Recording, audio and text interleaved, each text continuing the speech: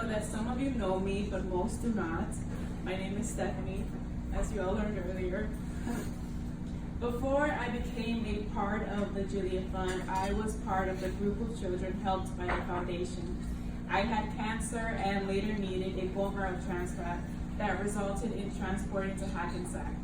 I had many complications and fell in a coma. However, throughout that journey, my mother never left my side. I am thankful that I had a mother who always supported me and never left me alone, but I am more thankful for the people who see the struggles and the support needed. Because when a child falls under illness, the whole family falls under illness.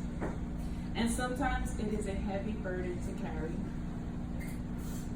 And to alleviate that burden is always hard. You guys help children have support. You guys alleviate those sleepless nights where parents' focus doesn't have to deviate from the child, thinking how they're going to pay their bills.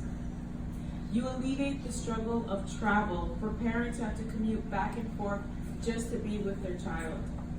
You alleviate the stress in wondering how they will take care of their other children. But most importantly, you alleviate the weight on the patient, the kid, to focus on fighting for their life instead of worrying because they see their parents stressing to find solutions.